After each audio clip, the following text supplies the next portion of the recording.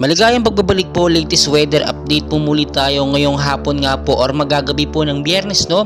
August 25, 2023. So lalo pong lumakas ang ating binabantayan nga po na Tropical Storm Goring, no? Na may layo nga pong 225 kilometers east of southeast of Basco, Batanes po yan, no? Or 270 east of Calayan, Cagayan. Sa ngayon po, nasa 120 kilometers per hour na po ang lakas ng kanyang hangin, malapit pa rin po sa sentro. Nasa category na nga po bilang isang very strong typhoon na.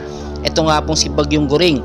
At kung makikita po ninyo, ang bugso niya po ngayon ay pumalo na nga po sa 140 kilometers per hour, pa northwestward pa rin po na kumikilos sa na 10 kilometers per hour. Makikita nyo naman sa ating pinaka live radar, ito po, itong may parang whirlwind na yan, parang whirlwind na yan.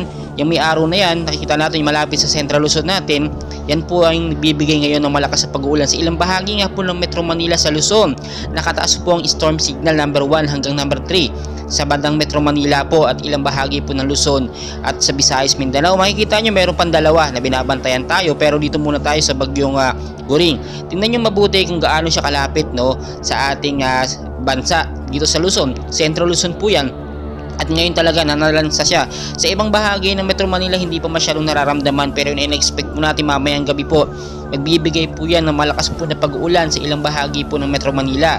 Sa ngayon po, mag-ready po, maging I'm ready po tayo sa mga posibilidad. I-ready po natin ang ating mga typhoon kit, flashlight po, i-charge sa mga power bank, ang mga phone, i-ready.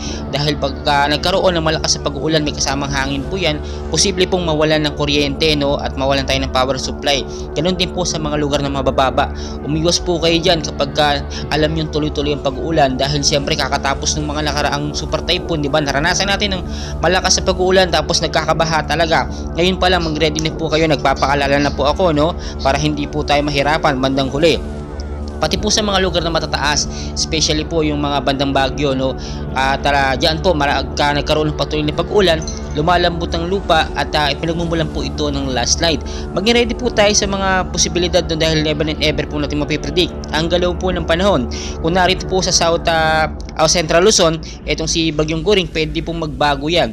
Pwede po mag-circulate ang kanyang direksyon at magbago. Tuloy ko kaya update, hindi kalimutan mag-like and subscribe. Maraming salamat po.